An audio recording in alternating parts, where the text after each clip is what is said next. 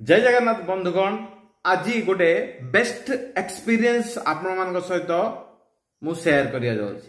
मोर वर्षे 1.5 वर्ष होला बहुत बाल झड़तुला ए सब देख पूरा बाल झड़ी गेला।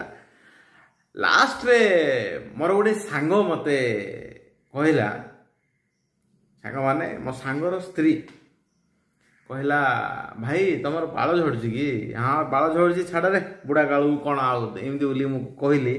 तापर से मत कहला भाई गोटे काम कर नेस्केफ कॉफी कॉफी घरे आमर किचन रे जो थाउची से कॉफी टिके हार्ड कॉफी करियो माने आम जो कॉफी पिउचे जो कपडारे सेथिरे डबल पकेबो माने आम गोटे चामच जदि कॉफी पिउचे 2 चामच पकेबो टिके गाढ़ा करिवो सेथिरे एलोवेरा 2 चमचा एमती चामच रे काढियो 2 चमचा मिसे दबो।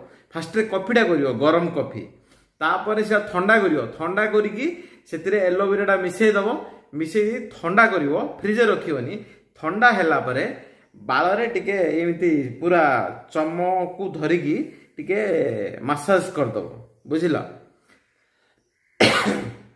तापर 30 रु 40 मिनिट छाड़ दबो। तापर जो बाल धुइबो शैम्पू किमा साबुन लगेबनी खाली ठंडा पानी रे टिके धुइबो भला रे। ता द्वारा गोटे दिन छड़ा आज लगेल काली छाड़ो पर दिन एमती गोटे 10 दिन रे मत सक्सेस मिलला। आउ झड़ुनी एवं प्राय मासे है आउ झड़नी देखो कॉफी पूरा ये गला किंतु एटा बेस्ट एक्सपीरियंस। आपण जदि बाल झड़ुची ताहले आपण भी यूज कर पारियो। Thank you.